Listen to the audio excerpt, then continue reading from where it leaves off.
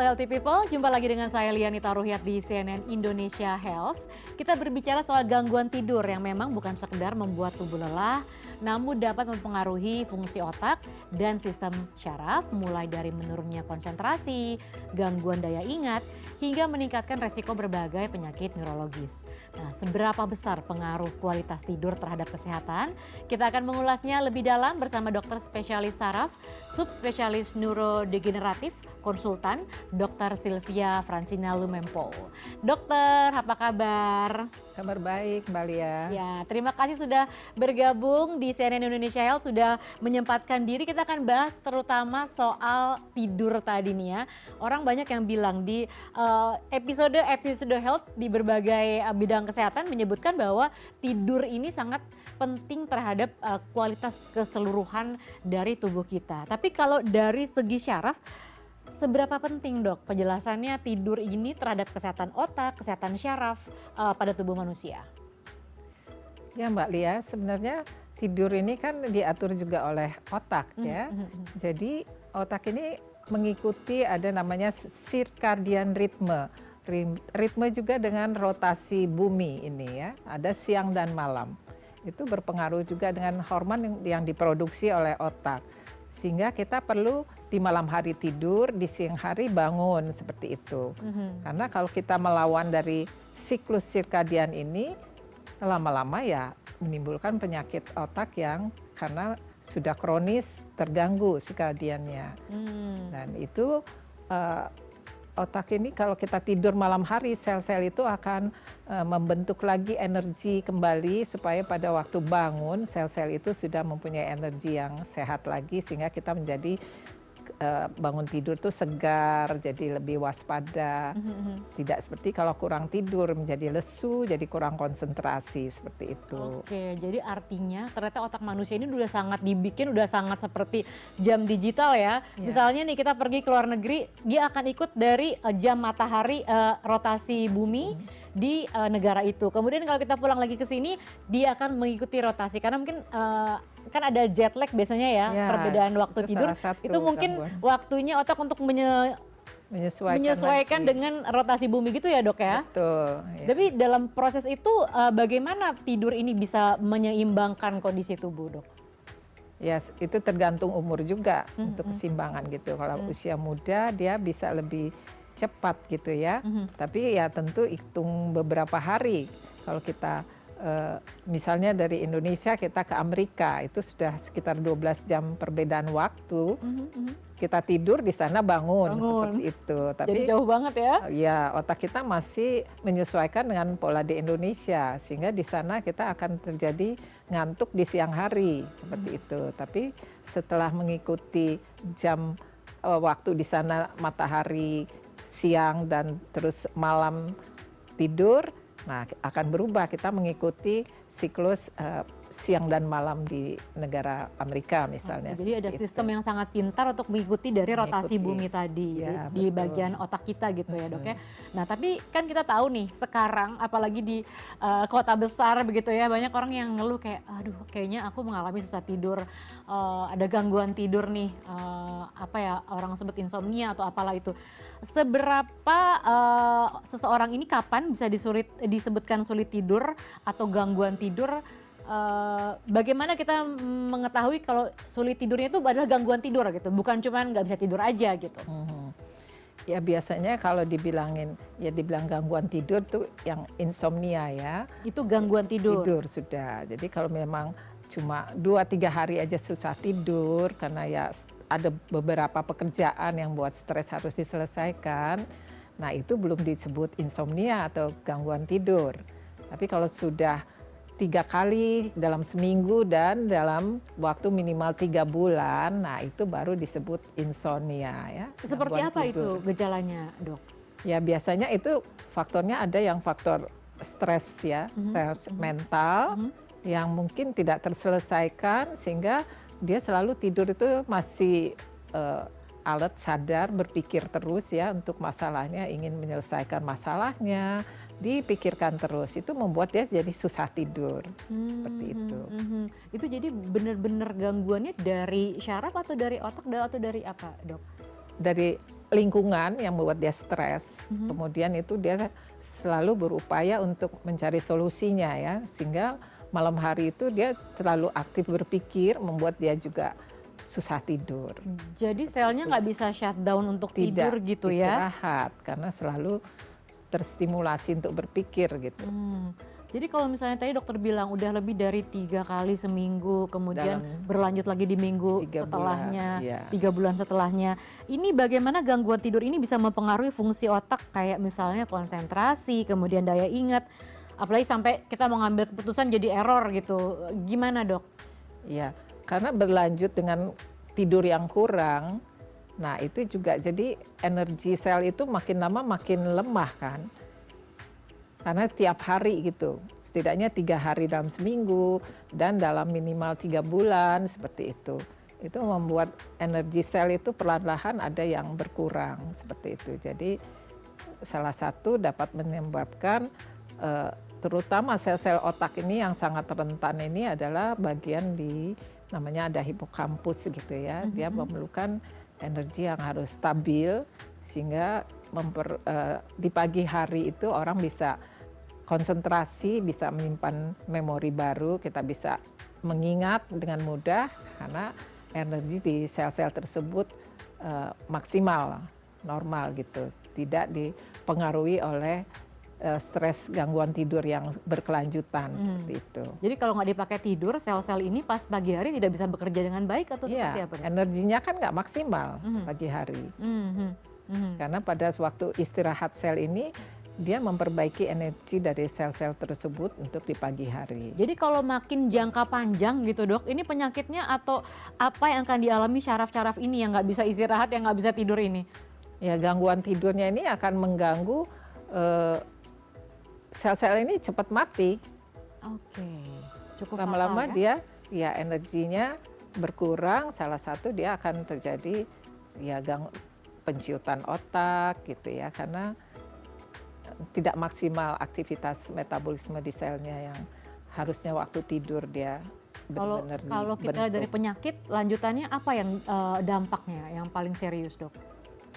Nah kalau gangguan tidur ini kan juga ada macam-macam selain tadi yang memang pola tidur yang salah ya seperti itu, tapi juga ada yang memang dia terbiasa waktu tidurnya tertunda gitu, ada ya karena pekerjaannya senang dilakukan malam hari sehingga dia bekerja sampai jam 2, jam 3 baru tidur. Nah itu juga mempengaruhi ada di otak ini hormon, growth hormon gitu, itu untuk pertumbuhan dan juga pada anak-anak, pada dewasa itu tadi menciptakan sel-sel itu membentuk energi dan juga untuk imun sistem.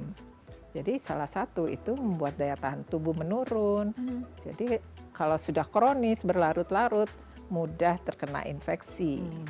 Tapi dok, banyak orang yang bilang dia ini orangnya morning person, dia ini orangnya night owl gitu ya, istilahnya kayak emang dia otaknya bisa bekerja di pagi hari. Tapi banyak juga yang menganggap dia sebagai orang yang memang kalau malam hari baru on gitu, kayak otaknya baru bisa bekerja.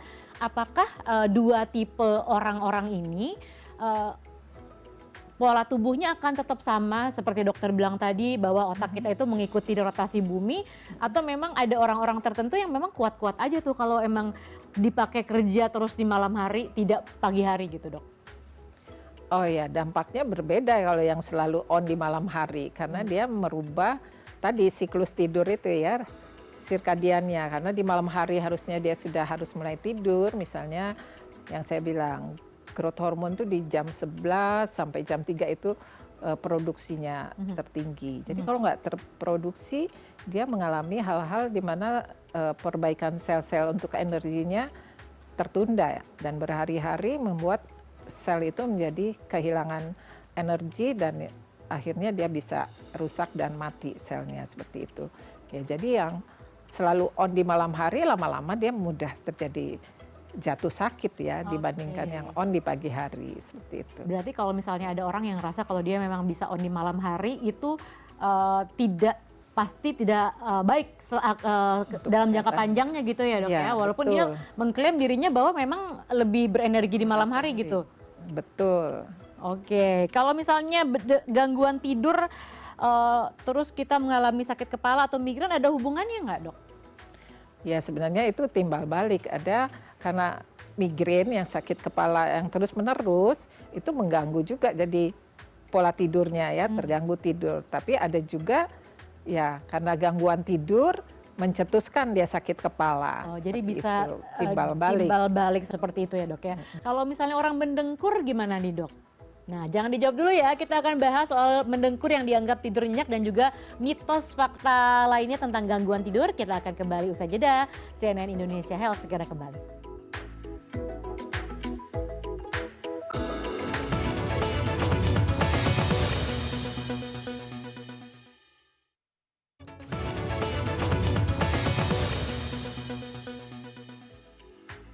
Anda masih menyaksikan CNN Indonesia Health dan saya masih bersama Dr. Sylvia Francina Lumampo. Sebelum kita lanjut ke pertanyaan lagi, kita masih bahas soal gangguan tidur nih, Dok. Tapi banyak banget mitos fakta yang sudah beredar tentang gangguan tidur.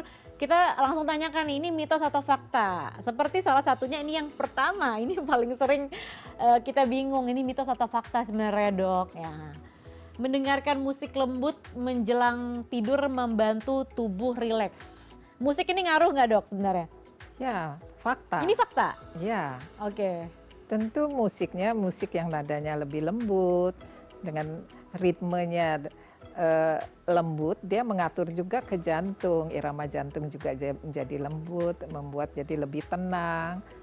Faktor musik itu berpengaruh, jadi juga untuk kepikiran, membuat suasana lebih senyap, dan ada yang musik-musik tertentu untuk menidurkan. Oke, jadi bisa menstimulasi otak gitu ya? Iya. Oke, jadi kalau misalnya makanya kalau kita di spa atau tempat pijat atau yang relax-relax dikasih musik yang bikin kita tenang gitu ya, Dok ya. Jadi ini ternyata memang bisa untuk membantu tubuh rileks. Rileks, betul. Oke, kita lanjut yang kedua. Ini mitos atau fakta kira-kira, Dok? Bermain ponsel sebelum tidur menurunkan kualitas tidur. Kayaknya ini sering terjadi nih sekarang, main ponsel sebelum tidur. Betul, fakta itu. Kualitas tidurnya menjadi memburuk. Karena dengan dia bermain ponsel itu kan selalu ada stimulus kan dari ponselnya, dan juga cahaya dari ponsel itu mempengaruhi hormon di otak. Khususnya melatonin itu kan yang biasanya produksinya di malam hari, dan itu akan memberikan sinyal ke otak bahwa sudah harus proses tidur di malam hari, karena dia makin tinggi ya produksinya. Dengan ada cahaya itu menekan produksi hormon ini, membuat orang menjadi tetap bangun gitu, waspada. Ya. Jadi udah ngantuk ketika main HP, lihat reels yang lucu, lihat TikTok yang lucu, jadi buyar, nggak jadi tidur. Betul. Jadi jangan main HP ya kalau tidur ya, Dok ya. Betul. Oke, lanjut, ini kira-kira mitos atau fakta kalau yang satu ini, Dok. Sulit tidur cukup diatasi dengan obat sembuh, gimana? Oh, ini mitos ya. Ini mitos ya? Sulit tidur bukan harus langsung dengan obat ya, karena sulit tidurnya karena apa seperti itu. Ya seperti itu, kalau mau tidur main ponsel otomatis dia akan sulit tidur. Jadi jangan diobatin tapi berhenti ponselnya. Ya, itu harus dihentikan. Atau ya ada aktivitas pekerjaan yang dikerjakan terus di malam hari. Nah, itu kan mengganggu jadi tidurnya. Oke, jadi kita bedah dulu sulit tidurnya gara-gara apa, itu yang diobatinya ya, Dok ya? Seperti itu. Kalau orang minum obat karena untuk mengatasi sulit tidur itu kalau kondisinya seperti apa, Dok? Ya, biasanya ada pada usia lanjut terutama ya, karena ada penyakit di otak membuat dia jadi sering malah di malam hari gelisah seperti itu. Sering mengamuk, sehingga keluarga juga nggak bisa tidur, jadi harus ya seluruh yang menjaganya juga ikut terganggu tidurnya. Yang seperti itu harus dikasih obat membuat supaya dia malam hari bisa tidur, istirahat, juga yang merawatnya juga bisa tidur gitu. Artinya pemberian obat ini hanya untuk lansia saja atau kondisi apa lagi, Dok? Ya, ada juga orang yang memang sudah ada gangguan insomnia, yang ada yang memang genetik ya.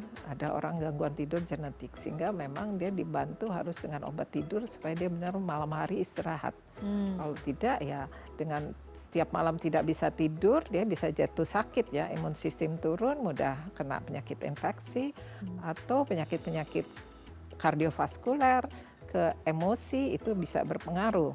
Jadi kondisinya Gitu. memang harus benar-benar spesifik gitu ya, baru Spesifik. kemudian diberikan obat tidur. Ya. Oke, baik. Selanjutnya, ini mitos atau fakta kira-kira, Dok? Nah, ini yang banyak orang suka nih sekarang, minum kopi. Kadang-kadang kopinya pagi, banyak juga yang sore hari. Minum kopi sore hari akan membuat sulit tidur, mitos atau fakta, Dok? Fakta itu Fakta, ya. sore hari juga Iya. nggak boleh ya? Karena kafein itu stimulus ke otak. Oke. Kopi itu bisa berakhir keluar dari tubuh setelah 6 sampai 8 jam. Ya. Jadi kalau kita jam 6 sore kita minum sampai jam 12 malam itu belum terbuang dari tubuh ya. Jadi akan membuat lebih tetap sadar gitu. Oke, jadi jangan ngaku Terbangun. insomnia gitu ya. Iya. Padahal kan dia udah minum kopi terus nggak Kopi, bisa tidur, betul. nyalahin yang lain.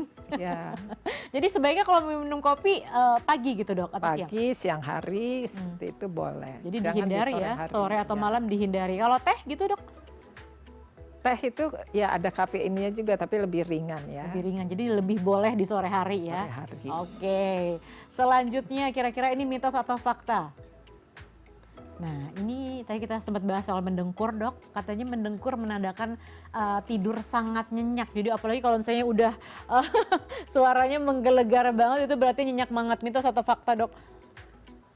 Oh ini sih mitos ya. Oh, jadi kalau misalnya kita mendengkur walaupun sudah heboh gitu, mendengkurnya belum tentu nyenyak? Bukan nyenyak, justru dia sudah ada gangguan karena dia tidak maksimal masuk oksigen ke tubuhnya ya.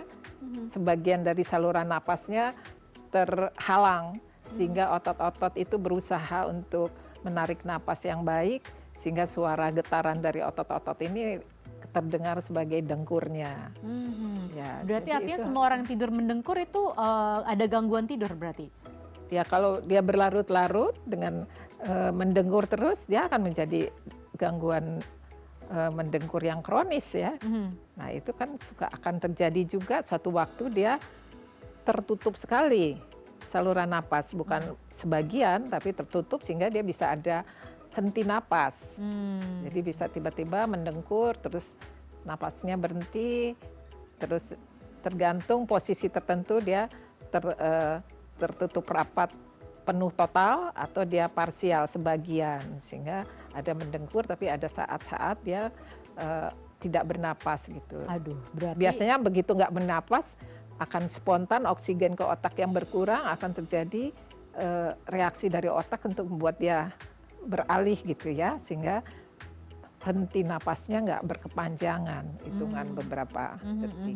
artinya mendengkur ini, Dok, berarti memang harus diatasi ya ketika sudah ada Betul. kita sendiri mendengkur atau melihat keluarga mendengkur gitu, harus mendapat penanganan yang serius gitu ya, Dok ya? Ya betul. Oke, jadi kalau misalnya orang menganggap mendengkur ini adalah hal normal, kapan tanda-tanda mungkin istilahnya sleep apnea ini harus diwaspadai, Dok?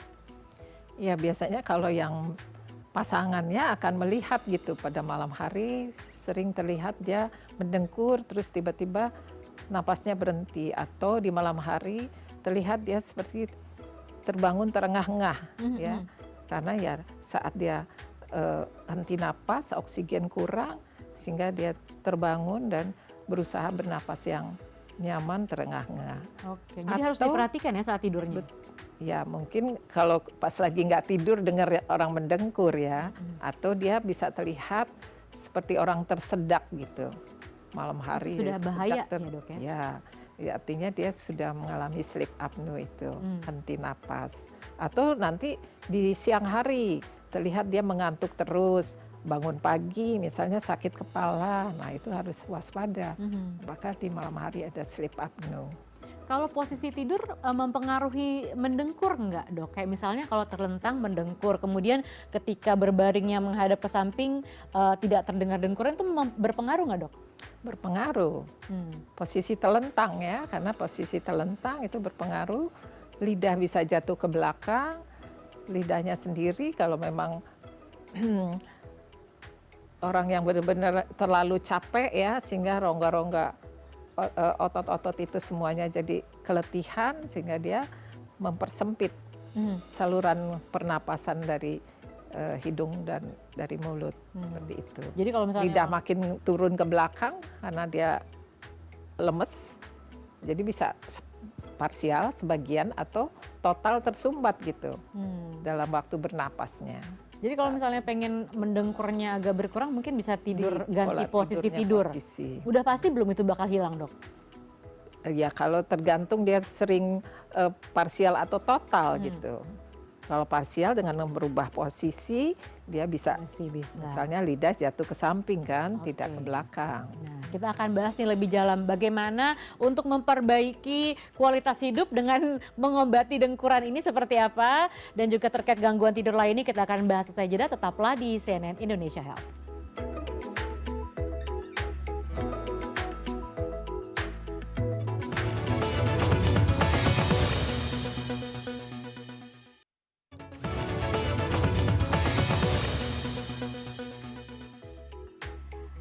Anda masih menyaksikan CNN Indonesia Health dan saya masih bersama Dr. Sylvia yang kita bahas soal gangguan tidur. Kalau misalnya ada gangguan tidur atau bahkan mendengkur gitu ya, Dok ya. Sebenarnya terapi apa yang paling efektif untuk mengatasi hal ini supaya kita tidur bisa normal? Karena kan tidur normal itu sangat bagus untuk kesehatan ya. Ya Mbak Lia, biasanya dokter akan menanyakan dulu ya ke pasiennya kalau memang dia ada gangguan tidur, tidak langsung memberikan terapi ya. Jadi riwayatnya, bagaimana gangguan tidurnya, polanya, kebiasaan-kebiasaannya, ataukah ada faktor stres yang membuat dia jadi insomnia, sudah berapa lama tadi ya frekuensinya, apa dia benar insomnia atau hanya stres yang waktu pendek menyebabkan dia jadi sulit tidur. Nah seperti itu. Jadi dengan nasihat-nasihat memperbaiki kembali pola tidur dengan jam belajarnya yang harus dirubah gitu, seperti itu. Tapi kalau ada yang sudah insomnia kronis atau sudah ada sleep apnea, nah itu kan biasanya ada pemeriksaan, dikasih alat seperti jam aktigrafi namanya, itu akan melihat pola dari circadian ritmenya 24 jam seperti apa saja yang terganggu di situ. Atau kalau yang memang yang sudah ada sleep apnea yang sudah parah, itu ada namanya polisomnografi, itu dipasang untuk merekam gelombang otak juga, EEG-nya, terus ada gerakan bola mata, gerakan otot pernapasan, ada juga motorik dari gerakan kaki, sehingga akan dilihat selama dia tidur dari malam hari, misalnya dipasang jam 8 sampai pagi hari, apa saja yang terjadi gangguan. Bisa aja dia ada terekam sleep apnea-nya berapa persen selama tidurnya, atau dia juga ada gangguan tiba-tiba otot kakinya yang nyeri, sehingga akan terlihat di situ di EMG namanya, itu ada gelombang-gelombang getaran otot gitu ya. Artinya untuk terapi seperti ini memang harus dengan pengawasan dokter ya. Iya, kalau betul. misalnya pemeriksaan penyeluruh, di mana yang letak gangguannya kita lihat dari gelombang-gelombang selama tidur atau satu hari penuh tadi. Kalau misalnya untuk pasien-pasien dokter yang mengalami susah tidur, biasanya setelah pulang dari perawatan disuruhnya apa aja tuh dok? Untuk kesehatan dia? Ya tergantung penyakitnya ya. Adanya kalau misalnya dia, karena pasien saya banyak pasien usia lanjut ya, memang sudah degeneratif otaknya. Jadi ada yang karena stroke berulang, demensia vaskuler, atau yang ada mengalami penyakit Alzheimer yang sudah demensia, itu sering juga ada perilaku yang berlebihan di malam hari. Nah yang seperti itu ya kita akan menggantikan obat supaya dia bisa kegelisahannya, jadi sering dia banyak berhalusinasi di malam hari. Nah, kita harus memberikan obat yang menurunkan gejala halusinasinya sehingga membuat ketakutan ya. Dan juga biasanya obatnya itu ada efek mengantuknya sehingga dia juga bisa menurun gelisahnya dan bisa tidur seperti itu. Kalau perbaikan gaya hidup dan olahraga mempengaruhi nggak dok untuk bisa memperbaiki kualitas tidur? Dengan gaya hidup ya artinya dia rajin berolahraga, jadi yang obesitas bisa menurunkan berat badan, mengurangi lemak yang banyak di leher, menyempitkan saluran pernapasan. Nah itu penting gitu, gaya hidupnya dirubah dan ya pola tidur yang sehat juga dirubah seperti itu. Kalau dokter sendiri kan tadi banyak banget dari misalnya pasien lansianya. Boleh dikasih tahu ke kita nggak dok, ini biasanya kebiasaan sehari-hari apa yang kita nggak sadari, mungkin remeh, simple, tapi ini ternyata bisa mempengaruhi kualitas tidur. Selain HP tadi juga ya dok ya? Ya tadi minum kopi juga gitu ya, jangan minum kopi di sore hari. Minum kopi tadi jangan, terus main HP kalau mau tidur. Main HP. Yang lain apa nih kebiasaan sehari-hari dok? Ya biasakan untuk pola hidup itu di mana dalam hal bekerja atau kita yang masih sekolah belajar, janganlah ya, saya ingat juga dulu waktu masih muda belajar, sukanya belajar tuh sampai pagi karena mau ujian pagi gitu ya. Padahal itu setelah pagi akan membuat letih ya, konsentrasi menurun. Harusnya ya kita tidur cepat, terus bangun jam 3 misalnya baru belajar gitu. Nah itu lebih fresh, lebih tersimpan memorinya. Daripada kita sudah belajar sampai malam hari, kurang tidur, terus pagi harinya konsentrasi menurun kan, akan mengalami kesulitan juga menjawab pertanyaan-pertanyaan pada ujian seperti itu. Oke, jadi kebiasaan-kebiasaan kecil yang dimulai mungkin dari zaman sekolah, belajarnya suka di malam hari atau mepet-mepet pagi, sebenarnya itu agak kurang sehat gitu ya. Lebih baik malam dipakai full untuk tidur, jadi nanti sampai gedenya pagi ya tetap udah bisa tidur dengan kebiasaan sedari kecil tadi, sedari masih usia sekolah gitu ya. Betul. Oke dok, ini mungkin yang terakhir dok, mungkin bisa kasih pesan kepada kita yang semua yang nonton, buat masyarakat yang sekarang mungkin masih menganggap kalau masalah tidur nih sepele, mentang-mentang masih muda ya udah gitu kan, masih kuat begadang, masih kuat tidur, nggak tidur malam gitu. Apa pesan-pesan dari dokter untuk masyarakat yang menganggap masalah tidur ini sebagai keluhan sepele yang tidak perlu diperiksakan gitu? Ya, untuk masyarakat jangan lupa harus memperhatikan tidur itu adalah penting untuk kesehatan, karena itu merupakan bagian dari siklus kehidupan dan siklus aktivitas dari otak sendiri. Jadi kita mengatur kapan kita bangun dan beraktivitas dan kapan jam kita harus tidur. Tentu pada waktu jam tidur kita jangan ada stimulus seperti HP atau sore-sore minum kopi, atau dari pola belajar yang salah. Harus kita pelajari bahwa sebaiknya tidur di malam hari di jam 10 atau usia lanjut biasanya lebih awal di jam 9 supaya otak yang menghasilkan hormon itu bisa berproduksi secara normal di malam hari untuk kesehatan tubuh kita, untuk energi sel otak maupun juga untuk imun sistem tubuh kita. Demikian. Oke, kalau misalnya kita lambung perlunya makanan, kalau sel perlu istirahat juga, gitu ya dok ya. Betul, ya. Baik, Dokter Silvi, terima kasih banyak atas bincang-bincangnya. Terima kasih atas informasi-informasi terkait dengan tidur. Sukses terus dok, dan demikianlah CNN Indonesia Health hari ini.